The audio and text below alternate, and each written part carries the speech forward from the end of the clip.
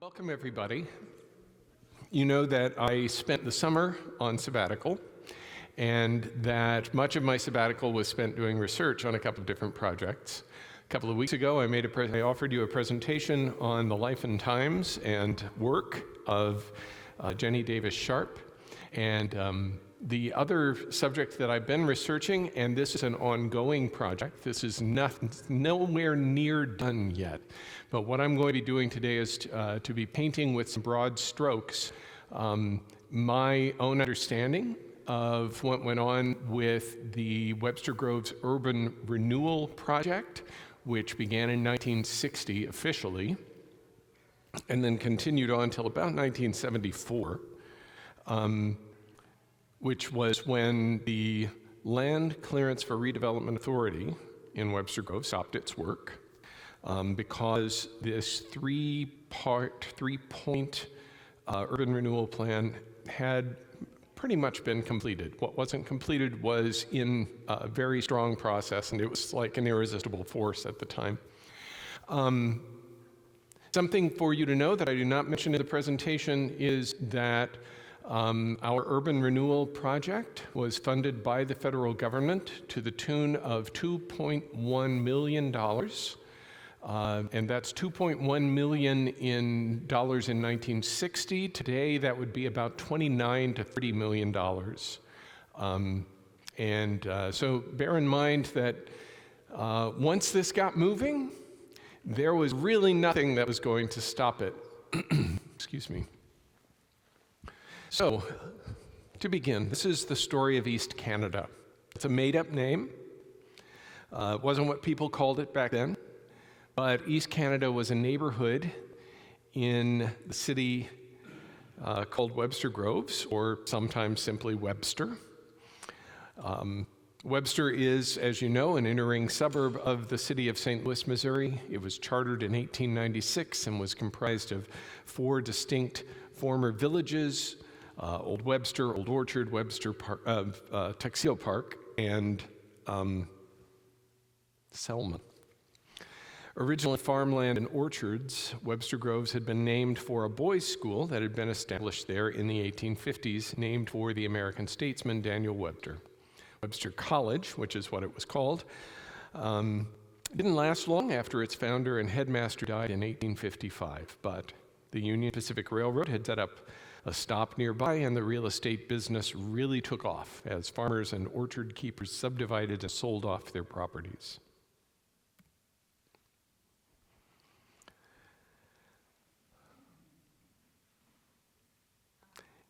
Hey, you like that?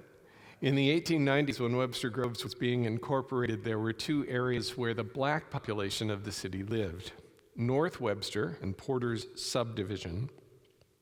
William and Clementine Porter's subdivision was a neighborhood of cabins and frame houses located between the Pacific Railroad tracks and Shady Avenue. A commercial strip along Church Street separated the neighborhood from the mainstream of traffic, and the northwest corner, right up here, difficult to see just because it's so small, but the northwest corner property was occupied by the First Baptist Church, with the first actual church building in Webster. That which was dedicated in November of 1866. In this slide, those areas are shown overlaid on a modern map of Webster Groves, so you can see some familiar streets. In this slide, hang on just a moment. In this slide, right? Hang on. I'll just read it. In this slide, those areas were shown overlaid on a modern map of Webster Groves. Okay, so now, here are the same areas as we just saw on a map in a composite aerial photo that was taken in 1937. Something not much talked about nowadays is that although there was a portion of North Webster that was always part of Webster Groves, that part marked in orange, another portion of North Webster was annexed by Rock Hill in the 1920s, that's the purple part. And that left the yellow section that was neither in Rock Hill nor in Webster Grove. This area was called Webster Heights. This was because it followed the summit of a ridge running north to Deer Creek. At the creek, Webster Heights became lowlands. The highland area was more or less rural, while the lowlands were home to parks and other entertainments, some of them a little seedy by people's testimony. But this was also the area that was surrounded by Rock Hill and Webster, which both were dry, which was, they were able to sell alcohol. And so there were a couple of nightclubs there as well. The foreword to the Webster Groves redevelopment plan, or the Webster Groves the development plan for North Webster, which is what the urban renewal plan was called, in 1960, it said this: much of the land that is presently settled on was deeded at the close of the Civil War to slaves freed by inhabitants of Webster Groves. Many titles still extant in the area derive from the original, quote, a cabin, an acre, and a mule terms of the original grant. In 1868, a visitor to North Webster would have seen a pleasant tree-shaded valley with a small creek running through the river bottom. The creek was and is called Shady Creek, and Kirkham Avenue was originally called Shady Lane.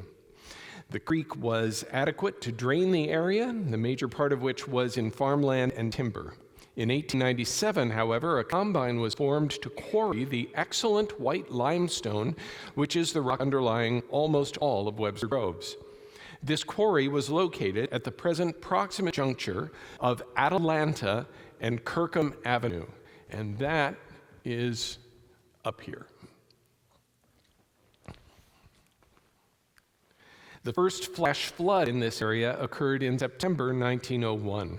The St. Louis Post for September 20th, 1901 records the fact that 2 women and a child were drowned in that flood.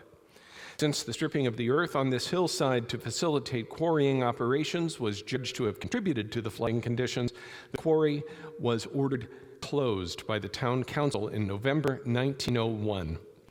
The flooding, however, washed out much young growth, and from that time forward, flooding recurred with increased intensity in the area as more of the area was taken out of agriculture and put into streets, drives, and other non-absorbing surfaces. The flooding problem became acute. By the early 1920s, the combination of floodwater and land erosion had passed beyond control, and the population had moved out of the flooding area uphill, resulting in overpopulation and blight conditions. That's from page 1 of the Urban Renewal Plan for North Webster. Part of the population adjustment included First Baptist Church. There we are. See the star? Which in 1927, along with the African Methodist Episcopal Union Mission, located alongside it in Porter's subdivision, moved uphill. These two faith communities in 1927 completed construction on new buildings on properties that weren't in the Shady Creek floodplain. Almost immediately, black professionals and business people began buying up the homes and storefronts across the street from the Baptist church and around the AME church on the stretch of road called Kirkham Avenue. Prior to 1927, this area, marked here in blue, had been home to a working-class community of Danish immigrants. But in 1927, with the completion of the First Baptist Church and Parks Chapel AME Church buildings, and incidentally, the opening of Douglas High School, the Webster Groves portion of North Webster had firmly established itself on both sides of Kirkham Avenue. The Danes, for the most part, moved further up the hill eastward across Lafayette Avenue and into Tuxedo Park on either side of the train tracks. By the time of the 1940 U.S. Census, all the homes in this area, the blue area here, were considered part of North Webster.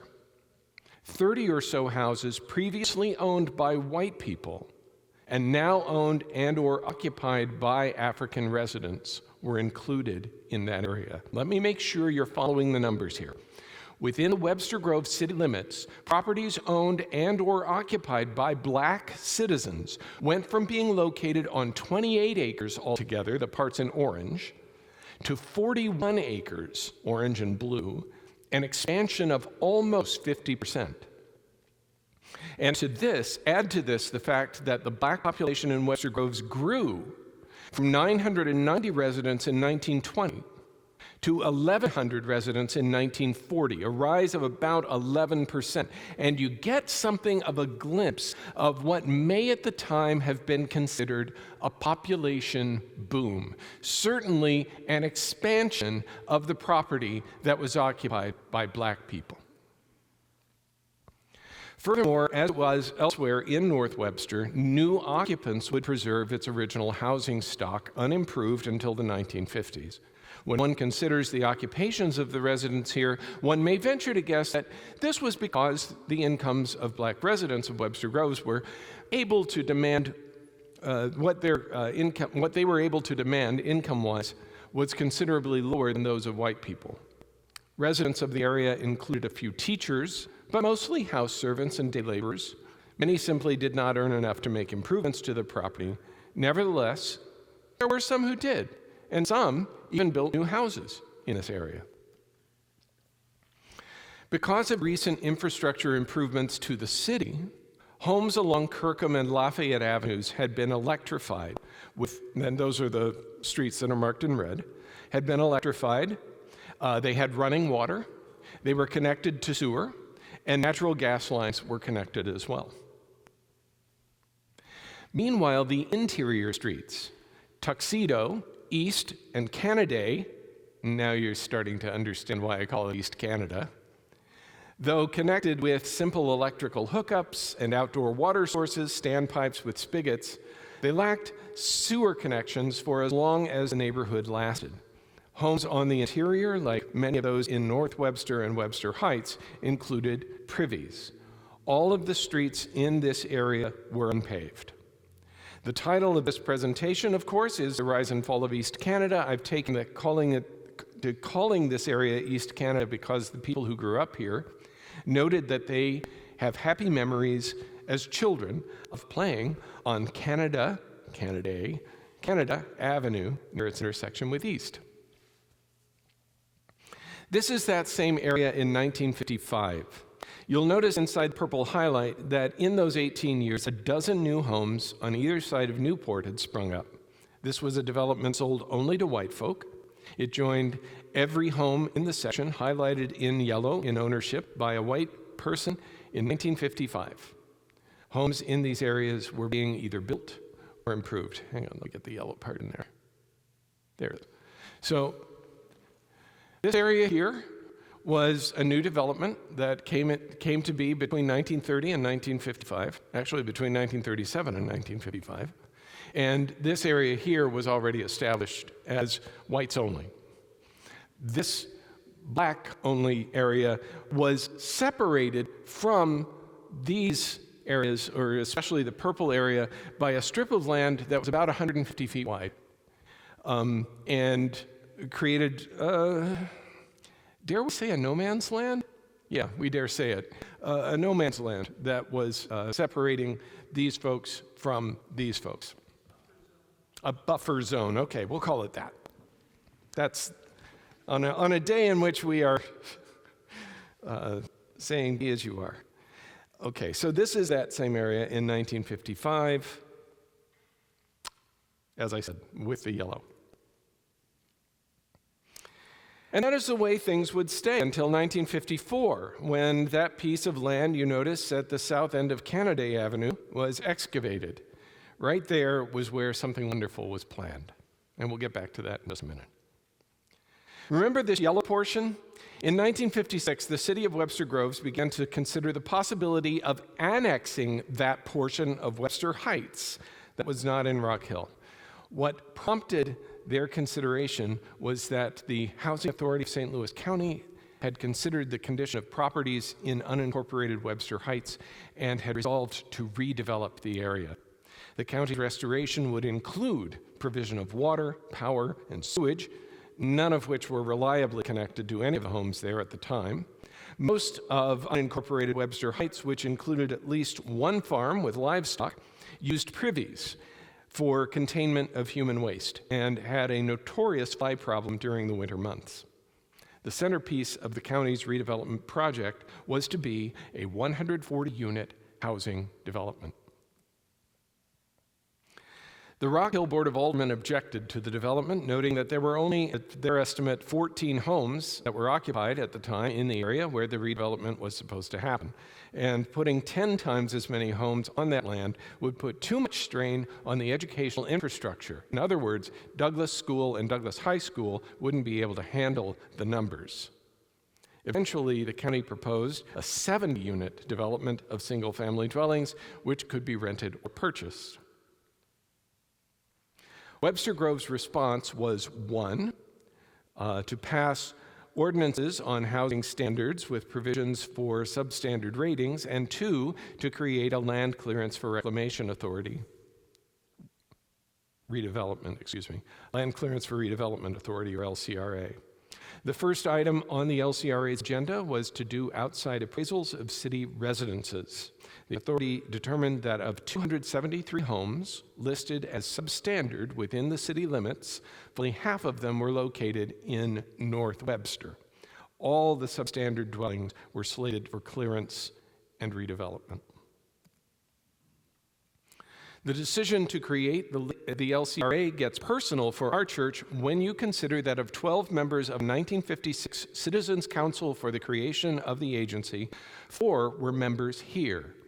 Those names, you can't really see them very well there, but in that list of 12, you'll see Budlong, Magner, Seneger, and Schulberg. Yes, Ken Schulberg. All 4 were strongly involved in addressing social issues facing Webster Grove and the world. Of the 4, Richard Clark Budlong and his wife Evelyn in 1943 sponsored 17 Japanese families for relocation to the Midwest, including a young man named Joseph Arata. Arata and Budlong's son Edwin both attended Eden Seminary and were ordained as UCC pastors. 6 of the remaining 8 on the LCRA Citizens Council were members of Webster Grove's Presbyterian or Emmanuel Episcopal Church, and Lorraine Davis and Walter Roussan were residents of North Webster. Mrs. Davis and Mr. Roussan both have their names preserved on Webster Grove's landmarks, a park and a housing development for Mrs. Davis, and the athletic fields at Givens Elementary School for Mr. Roussan. What I'm trying to say here is that it is strikingly difficult to question these people's progressive intentions or credentials. All of them wanted to make Webster Groves a better community for people who were already living in it. They had seen the conditions in which much of our African American population was living. For example, in 1959, as the LCRA was working on its redevelopment planning, it did a thorough survey of housing in North Webster. This is a map that in the center of the homes located in North Webster in 1959, which the LCRA determined would need either to be rehabbed or torn down. All those needing improvement or raising are marked in red. At the time, the authority's estimate was only 4 currently occupied buildings were actually beyond repair. Those are the ones with a circle around them and an X through the circle. If you can imagine it, and you can't see it very well, these were at 15 and 16 Newport, which is the short stretch of Newport just west of Kirkham Avenue, 609 Elm, and 632 Bell. All the others marked in red, the authority determined could be improved affordably. Owners of the majority of red properties stated that the improvements would be made at their own expense, either by using personal savings or by acquiring low-interest loans guaranteed through the Federal Housing Authority. There were some problems with this plan that 2020 hindsight affords us. First, the number of lending institutions willing to provide loans to these homeowners was vanishingly small, even with government guarantees. Second, it wasn't just structural work that needed to be done in most of these cases, or in cases of the majority of houses in this area. Had it been just structural, then the chances are that these homeowners would have taken care that the work was done themselves, and that would have been that. But along Holland Avenue,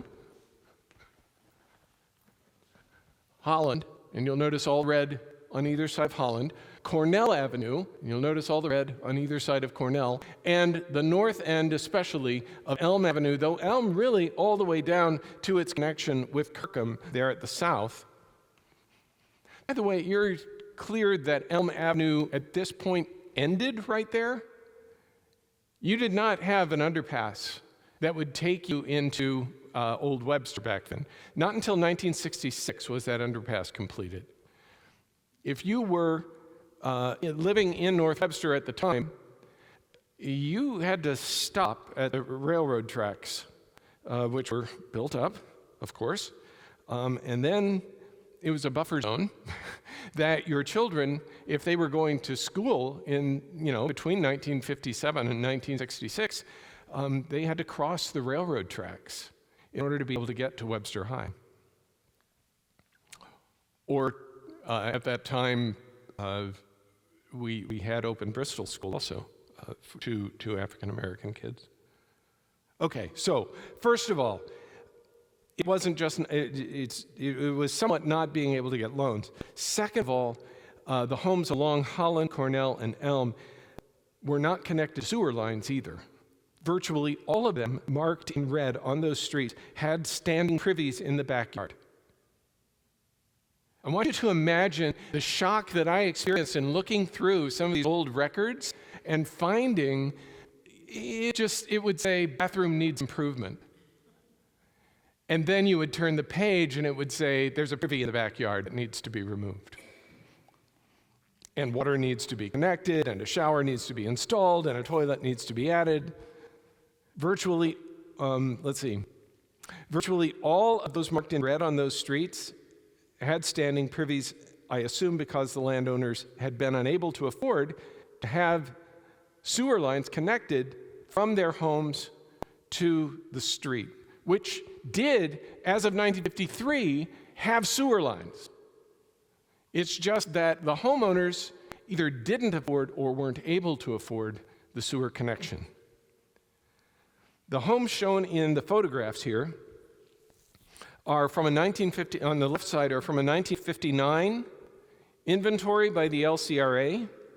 They were not occupied, but indicate the extent of deterioration of some of the buildings in North Webster at the time. Although court records from the 1968 case, Bonds versus Webster Groves, include testimony by an appraiser that the conditions in that area were slum-like.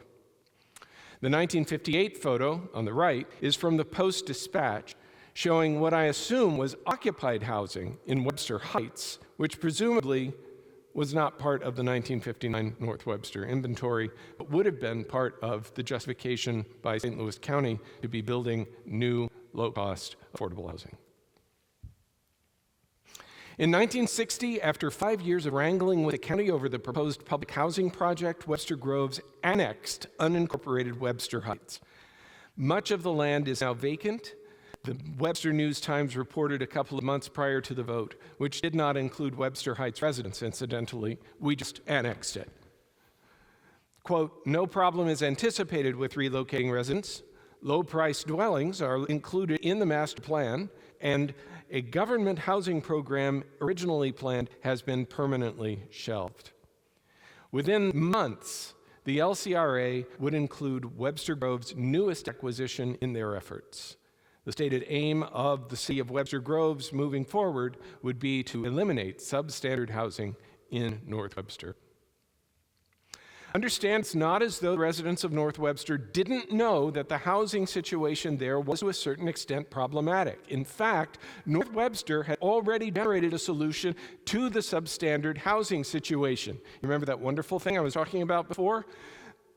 The problem is that the person who came up with the solution was not exactly beloved of the Webster Groves community. With Mr. Gordon, Benny Gordon Jr., had first attracted the attention of wider Webster Groves on Father's Day 1949, when he and his young son went with 5 other adults and their children to the new improved Webster Groves pool and demanded to be admitted. Although the pool was open only to white people, St. Louis City had recently desegregated its pools, and these citizens thought that Webster Groves ought to follow suit. Mr. Gordon had recently also been fired by the Army Finance Center for posing a security risk because in November 1947, he had attended a concert headlined by Paul Robeson and including the speaker Henry Wallace, former vice president of Franklin Roosevelt. Both men were socialists, vocal about their sympathies for Soviet Russia. But Mr. Gordon noted the concert had also included the Sumner High School a cappella choir, and he'd gone to hear them. He would fight for 5 years to clear his name. And in 1953, the Army Finance Center offered him his job back with back pay, the back pay equaling $10,000. However, during those 5 years, Benny Gordon Jr. had been working in construction and property development. Between 1949 and 1953, there arose a quantum shift in Webster Grove's government, which was entirely attributable to the refusal of the Webster Grove's Recreation Department to allow Mr. Gordon and his friends entry to the pool. Although the group left quietly after a 5-hour confrontation, including police and the city council, Mr. Gordon promised to take Webster to court for this insult to him and his friends, and that is exactly what they did. That summer, and the summer of 1950, the pool would remain open to white people only, while Benny Gordon, Frank Witt, Emma Calvin, Everly Wilkerson, and the director of Webster's colored YMCA, George Vaughn, sued the city, with attorney Theodore McMillan representing them. Eventually, a court order was issued in December 1950 for the pool to open to all in 1951. In response, the Webster Grove City Council refused to open the Aquatic Center in 1951. And in the spring of 1952, the council proposed what they considered a compromise, opening the pool 3 days a week for white people and 1 day a week for black people. This would allow the pool to be drained and cleaned during the 2 days between African Americans and European Americans' use of the Aquatic Center. Well, finally, a measure about the issue was placed on the ballot of the municipal election of April 7, 1953. A record 8,069 people turned out to vote in Webster Groves. Bear in mind that Webster Groves at that time was about 14,000 people altogether, and more than half of them showed up to vote. Of those voting, 4,223 citizens. Let me see. There we go. Approved of opening the Aquatic Center, quote, to all citizens of Webster Groves on a non-segregated basis, regardless of race, unquote. The voters also replaced the incumbent city council members with new members who had a more, shall we say, enlightened perspective. That council appointed a board of freeholders to completely redesign city government by drafting a new city charter. That charter, which changed Webster Groves from a council-led government of 3 council members and 1 mayor to 6 council members and a mayor and a city manager, stood practically unamended until last year. The new city council with 6 members and a mayor, rather than only 3, would be the city council in place when the Land Clearance for Redevelopment Authority was established in 1956. White, progressive people. We're calling for change, and we're implementing change as government representatives. While the rest of Webster Groves was fretting over what to do about the condition of properties in North Webster, Benny Gordon offered his own response. That land that had been cleared at the south end of the easternmost portion of North Webster that you saw moments ago, Benny Gordon purchased it in 1954 and immediately began planning a subdivision at the south end of East Canada. Yes, Mr. Gordon had a vision for North Webster to emulate the rest of Webster Groves in terms of income and real estate values. He decided to start small in terms of land parcels, and I mean really small. It would be a subdivision for middle-class African Americans to live in. He named the development after his son Marvin and called it Street Marvin Court. He originally proposed to extend Marvin as a street all the way from Lafayette to Kirkham Avenue, but things got sticky with the city when it came to matters of flood abatement at Shady Creek. Marvin Court, therefore, was redesigned as a cul-de-sac. After some wrangling with the city over the smallness and not quite to specs nature of his lots, in 1956, with backing by Roosevelt Federal Savings and Loan, Mr. Gordon completed construction on the model home. Ads were placed in the St. Louis Argus and in the St. Louis Post-Dispatch. You'll notice the heading of that particular ad, real estate available for colored. The article on the left says, a new step forward in private housing will be launched Sunday afternoon when Benny Gordon of Webster Groves and public officials dedicate a display house of contemporary design at 15 Marvin Court. The house is one of 13 which are being built and supervised under the mortgage insurance plan of the Federal Housing Administration. The new development is believed to be the largest group of homes open to all in this area with the advantageous features of the FHA plan. In a reflection found in the book Lift Every Voice, Mr. Gordon said, I built houses in Kirkwood, South St. Louis, and on Kirkham Avenue in Webster. Then I decided I would build a subdivision. Roosevelt Federal gave me enough money to build a display house, and we put the utilities in, but the people who lived on Newport and backed up to the property did not want blacks that close to them. They sold their houses and threatened to boycott Roosevelt Federal if they continued to make loans to us.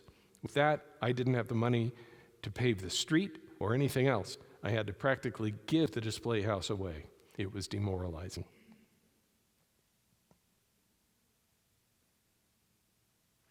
On May 26, 1960, the Webster News-Times reported that the Webster Grove City Council would hold a public hearing on June 7 about their proposed urban renewal project suggested by the Land Clearance for Redevelopment Authority to demolish and remove certain buildings and improvements, to install, construct, and reconstruct certain streets, utilities, and other site improvements, and to make the land available for development and redevelopment for commercial and light industrial purposes and for private housing consisting primarily of individual homes to be constructed by private enterprise.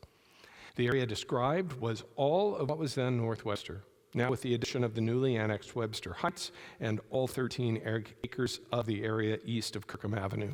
You're not seeing Webster Heights included in that picture right there. My bad, but it's from the original 1960 report rather than later on. Everything was to be redeveloped in that area. In East Canada, everything was to be torn down and an industrial park put in place, everything that is, except for the home of Melvin and Thyra Bonds.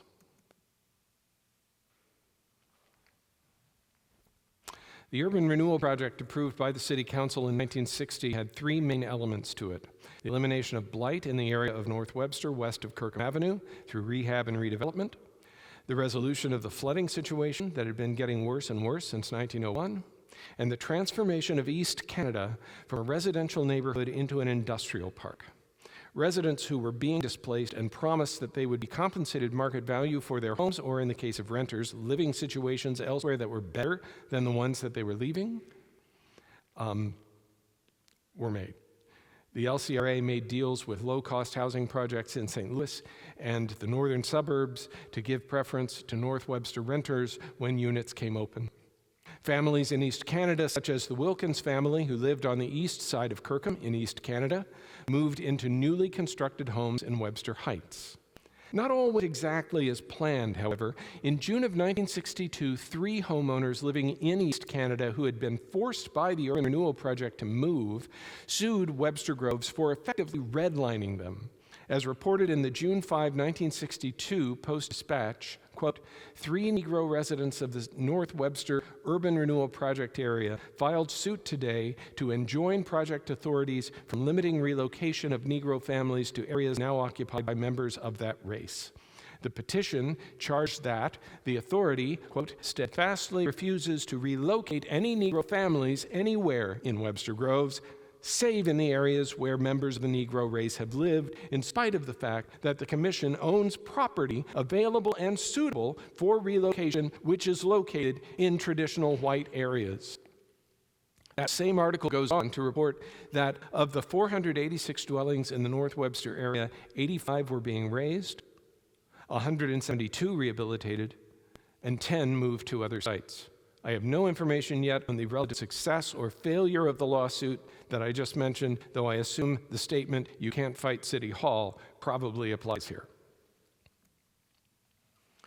In 1963, Mr. Gordon and residents of Webster Heights and North Webster picketed the LCRA and its project, charging that families who had lived in North Webster for generations were being displaced by the project and receiving inadequate compensation for their condemned property. Few homeowners in the area, said the News-Times, earned sufficient salaries to qualify for loans for the more costly homes that were going up where they once had lived. No action was being taken by the city to remedy the situation of the loss of so many citizens displaced from their homes and given no way to stay in their hometown. And the following summer, on June 16, 1964, the rezoning process began for the former East Canada. The urban renewal plan would move forward. Shady Creek would be retrenched and diverted, and flooding would largely be prevented except in the case of unusually heavy rains when the Brentwood Boulevard intersections of Newport and Marshall and some of Brentwood north of where Deer Creek crosses it experience overflow. Webster Heights near Deer Creek, an area which once had been a center of entertainment venues and sporting events, would be zoned residential throughout, and any sort of farm, business, or industry entirely ruled out. A commercial district facing the new Kirkham Industrial Park that replaced the neighborhood of East Canada would become the only center of business in all of North Webster, which once had groceries, a barbecue stand, auto repair shop, ice cream parlor, plans for a low-rise medical office building were scuttled when the black physician who had suggested it to the LCRA, Dr. Donnelly, died unexpectedly.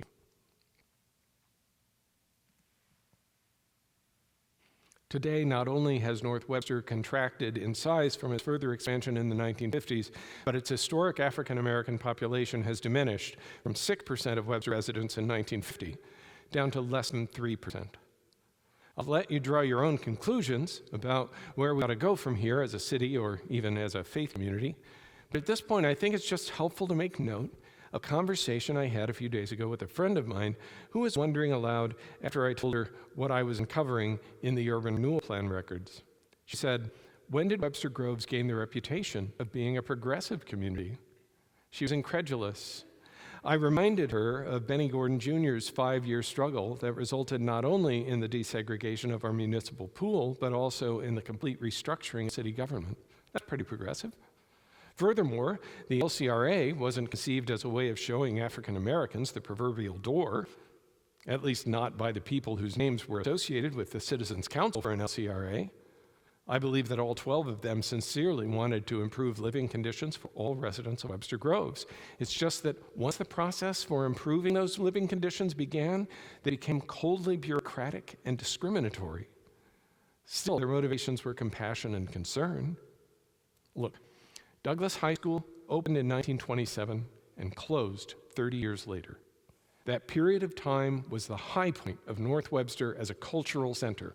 Concurrent with it was the rise and fall of East Canada, and even the most progressive of white folk looking at and celebrating North Webster somehow managed to bring it all literally tumbling down.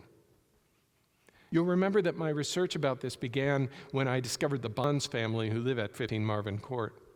They had brought suit against the city in 1964, and as that trio of East Canada residents had done in 1962, and just as the North Webster Civic Improvement Association had protested in 1963. North Webster Civic Improvement Association, North Webster CIA. Benny Gordon named that group. That was no accident. When manifest compassion becomes coercion, it isn't compassion anymore. It's authoritarianism. Because even the most altruistic of motives can go awry when they're forced on people. The city clerk told me last week that she's still got hundreds and hundreds, maybe even thousands of pages to produce and reproduce and make accessible to me because of Sunshine Law. So I am not nearly done with telling this story.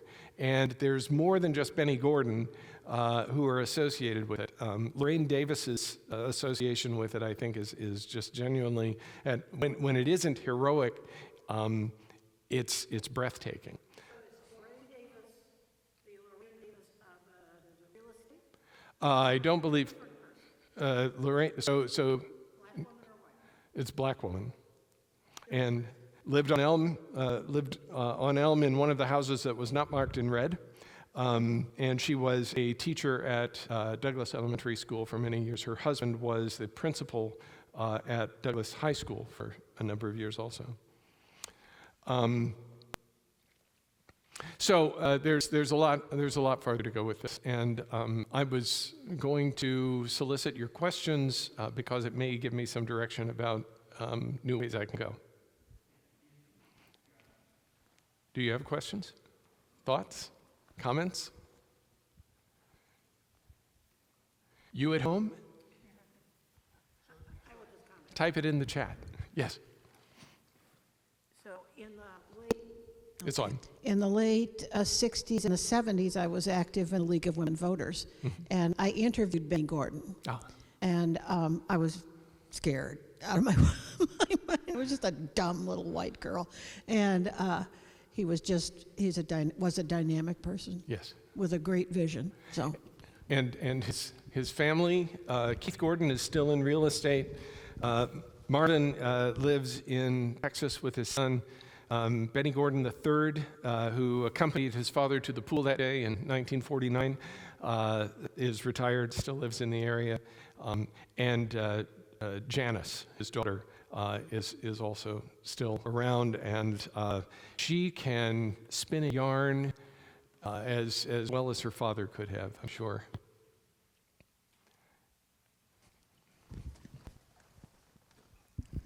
We bought a home in Webster Groves without looking anyplace else because Webster Groves had a swimming pool and it had just opened. And so all of the Sturm und Drang had gone on sort of before that. Yeah. But that's the reason we've been here all those years. Yeah. And we've had, we were in committees trying to integrate over in North Webster over and over and over again, and it was just an ongoing project to try to get something moving on the part of the community and the powers that be.